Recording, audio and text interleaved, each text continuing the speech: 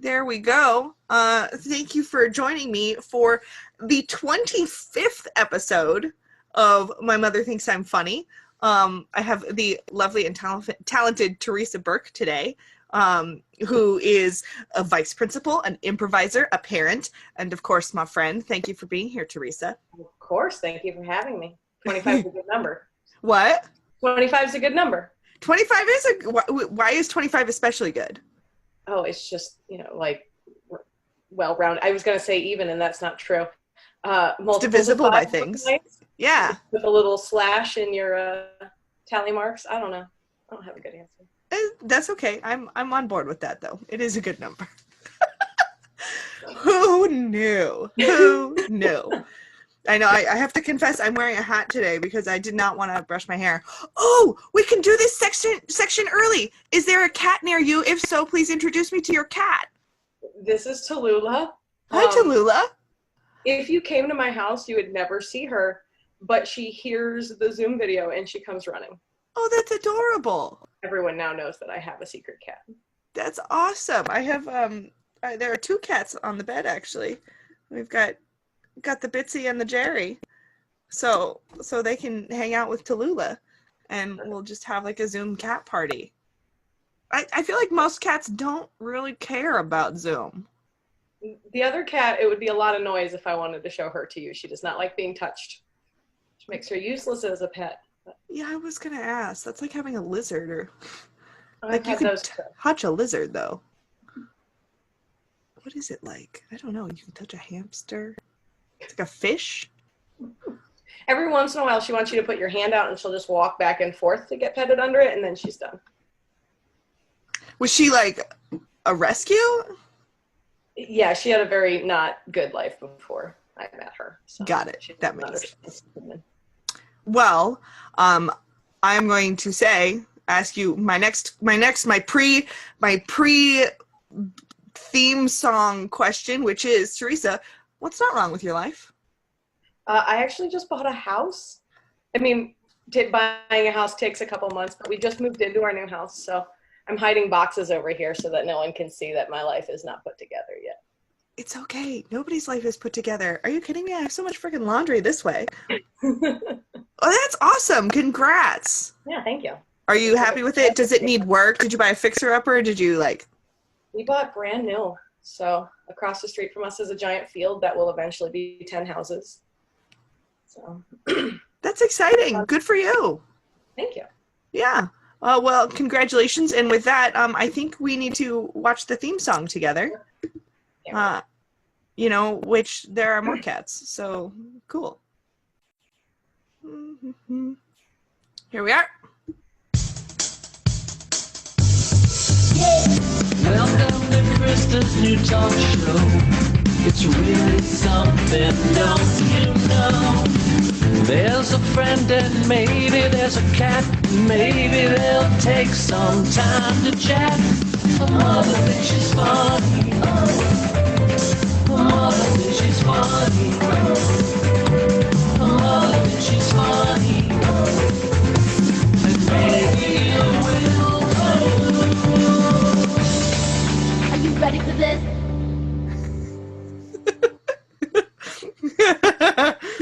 So, part of the show is to watch this person react to that video. Really? Mm-hmm.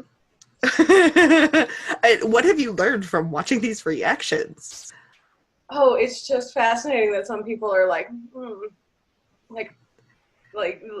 taking it all in, and some people are like, right.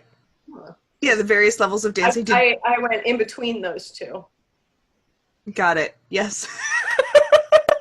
I was going to ask, did you feel pressure to be one of these particular people? Yes, and I didn't end up going there. Good. I feel like I should have gotten glow sticks and stuff. Yeah, well, we all have different people that we are at different times. So tell me about a moment that you've had, something where you just kind of, like a mundane realization or just something in your life that made you go, huh. I don't think it's true. I read on the internet that craving ice cream is a sign of an iron deficiency. And I went, it's weird that my iron dips every night around 10 o'clock. Huh. Right, but now I've had to think about it and be like, is this a sign that I'm doing my life wrong? Because you want ice cream at 10 All the o'clock? time. Yeah. I mean, Like, do I need to add more things into my body? I did have an iron deficiency forever ago, and what I craved were McDonald's cheeseburgers. I'm a vegetarian, so craving McDonald's cheeseburgers was a good sign that I was doing something wrong. how'd you fix it? Did Did you eat a lot of spinach? Yeah, I was an early vegetarian, so I didn't know how to get all the things that I needed yet. Wait, what do you mean early vegetarian? Like, I had just started, so I was like, like, frozen burritos are cool, but not necessarily like add in beans and tofu and other things to get what you actually need. Yeah, it's like I've been this doing this a while, so tricky balance where you have to actually like pay attention to the food that you eat. it's weird. I don't do that. But maybe I have to again because I like ice cream. I mean, it could be a sugar thing. Maybe The internet said iron. Sorry, there's nothing in ice cream except for iron. nothing but iron. That's crazy. Iron ice cream doesn't matter if the ice cream's red. Yeah. Better for you. Red ice cream. It's some. Well, you can get like the red bean ice cream. That's not a thing I've done. Well, maybe that would, fix your iron deficiency. Or maybe it's just okay to eat ice cream. I know. Before I moved, I was in walking distance of an ice cream shop, and that was terrible when everything was closed, but they were doing curbside delivery. And by terrible, I mean wonderful. And now I don't have any ice cream. Well, I mean, not within walking distance. Yeah, That you got to like requires- portion it out. Maybe this is better for you. Probably in the long run, but a little sad I can't be like, I want ice cream right now, and in 15 minutes I will have it. Yeah, that is sad. It is like being walking distance to places makes such a huge difference. Is your new neighborhood walkable? Right now it's mostly houses and dirt lots where it will become houses. So no. I mean, Yeah, it's there's a target strollable, but there's nowhere to go. yeah. There's a Target I could walk to if I really wanted to. It's just a little bit further than I want to. Yeah, I get it. It's And you probably the same distance as the ice cream shop, but less motivation.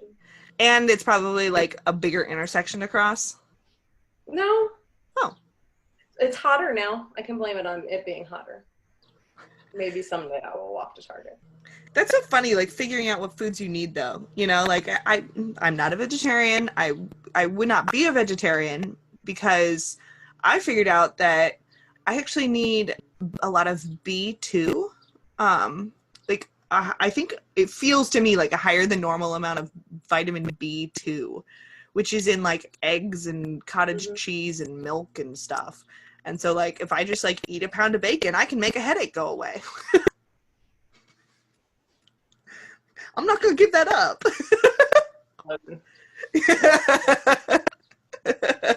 Well, everybody's got a thing. Mine is apparently, bacon for headaches. If bacon needed a new marketing campaign, but it doesn't. I think it's good. From what I understand, it's doing all right. I think so. So we have a video of your mom. I am very excited. It's been a few episodes since I've seen an actual like video of someone's mom telling a joke. So here's your mom.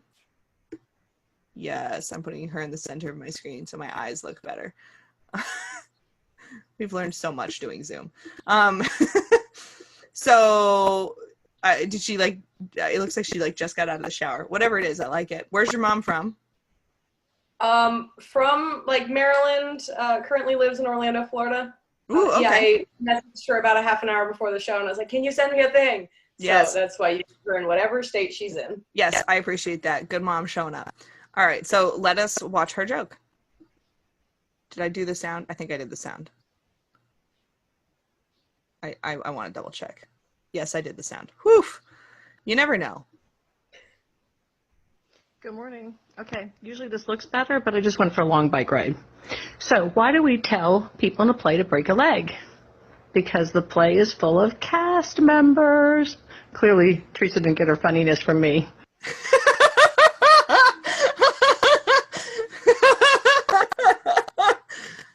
I love that. I do. You seem a little like, oh God, my mother. Oh, my favorite part of it was she was like, I don't have a joke. Tell me a joke. And so I'm like, I had to come up with like a street joke and then send it to her. And then she didn't use it. Wait, what was the joke you came up with to send to her? Oh, where do horses live? Mm-hmm. In neighborhoods. I like that. It's the one I taught my 4-year-old. So. It's very cute. But I also like her joke. That one's better. Just don't make me do the work of coming up with a joke. Right, like, why are you going to ask me for something and then ignore what I say? Yeah, no, I get that. Mine was better, yeah. Right, yeah. No, I get that. But I do really, I mean, I think I like this joke for 2 reasons. One is the self-deprecation at the end of like, clearly I'm not the funny one. And the fact that it's like cast members, because I actually like, I tell people about the break a leg thing a lot in theater, and like the actual reason why you say break a leg, you know, is because each side of the curtain is called a leg, and so when you say break a leg, you're doing an encore. And so I tell people that, and so for me, I had like a high expectancy violation because I'm expecting it to be the real answer, and it's not. Perfect. It's a joke. So that was fantastic. So, I mean, I was going to ask, normally I ask, you know, does your mom think you're funny? She answered that in that video, but I'm still going to ask you, does your mom think you're funny? Yes. How do you know? Oh, I was always the cut up one. So like my favorite thing to do was to get into like a serious situation and then try to get my mother to laugh. So eventually we stopped going to church to make up for it. I was going to say, I need an example of this. Like, yeah. Can I make you laugh in the middle of this like very somber sermon? Wow. And you did it? Yeah. Now, okay, do you do that by like making jokes or by like making fun of the people giving the sermon? In church, it was a very fine line because you also had to be very quiet. So there were a lot of like facial expressions. In ordinary life, it would be, you know, making fun of the situation probably. Do you feel like you have extra, like, I have done when my sister is graduating something, I sit, you know, in the audience, find her, make eye contact with her, make sure she sees me, and then I make facial expressions to get her to laugh because we can all see her because she's on stage, right? Yeah. Do you find that like you have extra expressive facial expressions? I think so. I think that's part of my comedy toolbox is that I will make dumb faces on command. I think for me as well. It's been very interesting being now on Zoom and also wearing masks. Like the first time I was going out and wearing masks, I felt very stifled. I mean, not only are you wearing something over your mouth, but I realized how much I use my mouth for expressions. Yeah. I also have I just told a dumb joke face that if the dumb joke doesn't get it, this does. And that's harder to do in a mask. Yeah, much harder to do. It's just like, which like just as weird. I don't know. There's something about the like, you really need to smile. I don't know about the clear masks though. Yeah, I feel like they just fog up. My school has bought some of them. So when we go back to school, I will let you know how it worked. Interesting. I am curious. Did you buy that for like, I know people were talking about it being necessary for like reading lips. Yeah. Our kids have intellectual disabilities. So already the ability to comprehend what you're saying for some of our kids is difficult. So adding another barrier to it is just going to make it harder. I don't think we bought a whole ton of them. I think it's like, let's see if this works better than a regular mask. But we're in the plan for every contingency phase. So yes, my school is also doing that. Administrator. I imagine so. My school is also trying to plan, and I'm just like, how are we even contemplating? You know, like, yes, we have special ed, but we are like a normal public school. Mm-hmm. I would not. I mean, if you're asking me, but I'm not a medical professional, but if you're asking me. Yeah. Just the time it's going to take to get to zero risk is a very long time. And our kids are missing out on so many services. I mean, my kids are from 5 to 22, but cognitively almost all of them are less than 4 years old, including my grown-ups. So missing 6 months of school is devastating for, my group of kids that I have. Well, yeah. And also, like, if you are 4 years old, 6 months is what, like 1/8 of your life? That's a lot. I'm doing that math right. Yeah, I'm doing the math right. You did it. Yeah. Bing. That's the math sound. So what are you like working on right now that you want to like plug or talk about or promote? Oh, I don't know if I'm working on anything worth plugging or promoting. That's totally BS. You're definitely doing things. Tell me about them. What are you doing that's interesting or that you're like, oh. I'm doing comedy sports virtual shows. Those are every Saturday, so you can check out those. With CSE Richmond. Yeah, CSE Richmond. Getting the Zoom meeting. We just started having the dumb match game style shows after our match. So that just adds another layer of getting to see stupid things in our house. So we did our match game show called The Same Game. We did that one on Thursday. The very last second, Matt was like, I need you to be a panelist. And I was like, give me wine then. Nice. It's another way to see us wearing different hats. So that's fun. Yeah. I also, during this pandemic, have found a writing part, like a stand-up writing partner, which is very nice. And we are working on something to put out into the world. It's just not there yet. My ideal situation is that we get to do it on a stage, but we'll see how long that is. Because at this point, we're tipping over an hour of material, and it's June, so July. It's July. Yeah, I have a calendar right there to tell me what day it is. Halfway through July. Yeah, it's insane. It's cool. It's April. Who knows? It's great. Time is meaningless. So, okay, how does having a stand-up partner work? Because I don't really know anything about stand-up. So are you like helping each other refine your material? Are you both working on one person's material? If so, who performs it? For this situation, we are getting a topic, and then we're both writing the joke on that topic. Then we'll kind of tweak each other's, and once we feel like those are in a good spot, we'll get another topic and we'll write a joke there. So it's very different than my normal stand-up style, which is like I'm going to take one thought and kind of weave through it. It's like here's a thought, and here's a completely detached thought, and here's another one. But it's been fun to train my brain in a different way. I didn't realize that you do stand-up. A little bit. I don't get dollars for doing stand-up. I just enjoy doing stand-up. That's funny. I never, it's not something that I've ever like played with or done or experimented with at all. Like other than the joke of the recurring bit of my mother making friends with the dental hygienist. And I don't understand how you can do that when you have, hey, oh, good, thank you. Right. I've never, and that's just in the car. That's not on the stage. So it's not something that like, I've been like, yes, I enjoy stand-up and I'm going to try that. So I am like kind of fascinated. I've talked to, like, you're the second person recently. Oh. Donnell, also big stand-up now. Yeah, really, I spent 7 or 8 years doing improv, and I'm still doing improv. And then it didn't scare me anymore. Like I could be in any improv situation and it doesn't get that, like, I don't know what I'm doing feeling anymore. So I added on stand-up, which still gives that feeling of, are they gonna like me? That's awesome.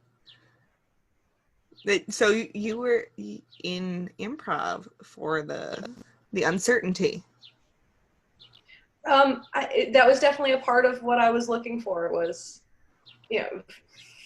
feeling a little bit out of control, I think, is the feeling that I was missing. Do you think that's because, oh God, no, I'm not. Do you think that's because you're so in control in all the other areas of your life? Oh, that's getting very deep into my own psychology. Yeah, I know. I'm sure I am a person who likes control in pretty much every situation. And I definitely don't like things like roller coasters where I am not in control. So that is probably here's a safe way to get this much not in control. Yeah, that makes sense. Because it's not. I'll bring that to my therapist. You're welcome. That's not, yeah, because like that's not why I do improv. You know, that's not like the part of it that feeds me. So it's interesting to people have so many different takes on it. Yeah, I feel it. Yeah. So, what are you doing lately to engage your impulses, right? The like no second guessing, you know, here you are being a person who does like to be in control and probably does like to plan things out and be very like, you know, I know what's going to happen. Is there anything lately where you have been on a whim? Yes, I am going to do that, even if it's a very small thing, because why the hell not? Time is meaningless. You're not going to do it wrong. So what have you done lately? Oh, aside from being on this here podcast, I don't know how much else I've done because there's so much uncertainty. But I think the things that I'm clawing for are the things that I know how to do. So much of my job is planning for all of these contingencies that may or may not happen. I haven't really struck out at more wildness. You're not like into the like, yes, today I'm just going to bake a loaf of bread. I wish I had time to bake a loaf of bread. You have time. Time is meaningless. Well, yeah, I'm working and I'm raising a 4-year-old. That's a lot of my time, are those two things competing with each other at every minute of the day. I wish I had a timer for like being interrupted from work just to see how much of my work time is like, oh, now my kid needs a thing. I remember hearing or reading recently somewhere, and I don't remember where because I know it was an interruption, but something about how it takes you like, you know, 11 or 15 minutes or something to refocus after being interrupted. And when we're being interrupted every like 28 minutes, right? Like you get actually like 13, 15 minutes of, you know, focus time. Yeah, I believe it. There have definitely been times that I'm like, I really just need to read this. I don't mean to yell at you, but I need 10 minutes with you not asking for something. So do you have nice closets in your new house so you can lock yourself in? Just to like sit and read? You have nice closets. She'll find me.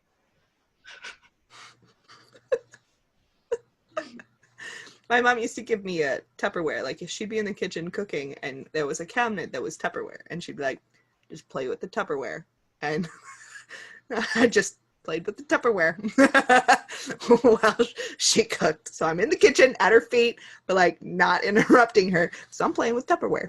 I bought her this little bakery that has like the tiniest little pieces ever. And that's been well worth the $40 that we spent on it. Because she like lines them all up on the shelf. So that gives me an hour or two. And she's like, I'm going to play with my bakery. I'm like, good. This is my time. Maybe you should try baking bread with her because, you know, if she's into baking. I don't know if it's baking as much as like she has these tiny little pieces that she gets to manipulate and make them look pretty. I think she's into assembling. Oh, it's like how I used to play with Barbies. I'd like set up the whole house and do the outfits and then walk away. Yep. That's yeah, she has like, it's a series. So she has like the house and the little fox people that live in the house. But they don't work at the bakery. I don't know why they don't work at the bakery, but those animals don't work at the bakery. Foxes don't cook. I learn new things about foxes every day. Have you ever read the comments to recipes or to Minecraft, like game reviews on the App Store? No. Okay, I highly encourage this as a comedic reading. Perfect. Simple recipes, like, you know, here's how I make pancakes, just a very basic pancake recipe. Like the top hit on Google, read the comments. It's all people like not making the recipe and trying to one-up each other. Highly encourage the reading of any simple recipes comments.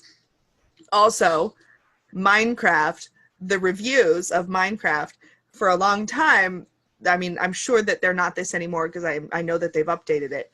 but it's like 11-year-olds writing reviews of Minecraft asking for what they want in Minecraft. And so there were just all of these reviews at one point saying, "Where are the foxes? Liars! They promised foxes!" Now Minecraft has foxes, but for a while Awesome. they were just being demanded and they were unheard. So anytime you need a good laugh, "Where are the foxes?" That's great. I feel like you have to have a lot of confidence to leave a review on something, and I don't have that level of confidence. Like, I don't know if my experience with this lawnmower is indicative of everyone else's experience with a lawnmower. I mean, you're writing about your experience. Yeah. You know, you don't start a Only review ever saying, owned one lawnmower, so. like, you don't start the lawnmower review saying every lawnmower is broken. You start saying, I had trouble using this.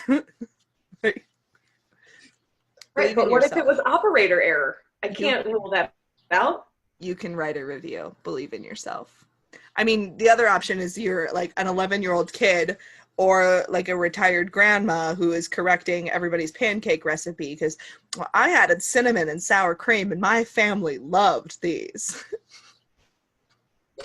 I'll start there. And I'll feel like I'm white noise in that. And then I can move to reviewing the dog harness that I told the person I would review. Yes. How is the dog harness?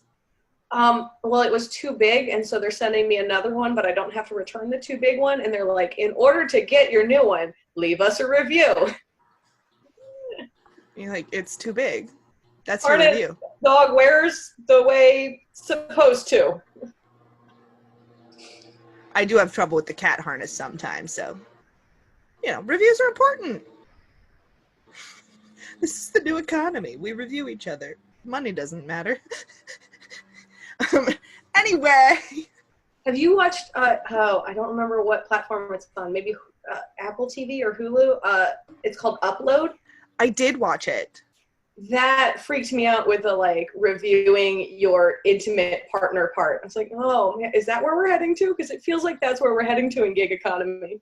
It kind of does feel like that's where we're heading to. I don't know. That show was very interesting for me. I watched it because I was interested in it. And I was very, like, angrily disappointed in the last episode. Yeah. The whole thing was just, it felt like as a show, they were trying to be too many things. Yeah. And they didn't understand how story arcs work and how they're supposed to end. They were just like, here's fake mystery. yeah, like fake mystery. They had dropped offers. And they also had the thing where, like, they didn't, it just, like, tonally, it wasn't clear whether it was supposed to be, like, a social commentary or, like, you know, kind of like some sci-fi, which sci-fi can be social commentary, but, like, this was confused. Mm-hmm. Or, like, and then they were pushing the romance aspect too hard. Like, no, if this is actually, like, social commentary and we're exploring this dystopian world, let it be a dystopia. I don't need you to push the romance. We need our teen romance in all of our dystopian stories. Like at Hunger Games, there's a whole love triangle while people are dying. Yeah, that didn't feel as out of place though. Plus, it's a teen book. Like this was like, oh, I'm a successful, like, I'm in my 30s. No, you're not doing that. And we got no resolution on the main issue of why he was there. Right. Zero resolution. And, you know, Matt watched it and he was just like, it feels like they're making fun of poor people, which, like, if this is a dystopia, you're trying to make fun of both rich people and poor people at the same time. Figure it out, fools. Yeah, I was angry about it, but didn't have anybody to talk to because they hadn't finished it. So here we are. Yeah, here we are. Good. I've spent a lot of time thinking about the consent button. Oh, the consent video camera? I don't know why, but they were like, oh, we need protection. And then we're like, I consent to this. Like, what? Why isn't that a thing? That feels like a thing. Yeah, it was a very much, again, a dropped offer. Like, they slap on this video camera to record each other. Mm-hmm. And, like, then do you have to save that? Right. What if you stop consenting halfway through? Like, is there a mechanism? I need more information on the consent button, which was 3 seconds of this whole series. Yes. Yeah. That's what I've Dropped been thinking offers. about since I watched that show.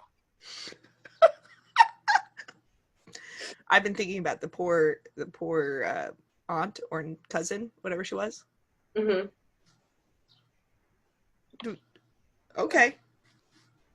Maybe it'll come up later. She was the only interesting character. Anyway. Yeah. All right. Well, with that, I'm going to play the outro.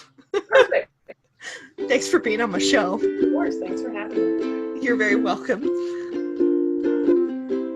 I know this is the ukulele part. I hope Tallulah does well and doesn't miss me too much. That's on my foot.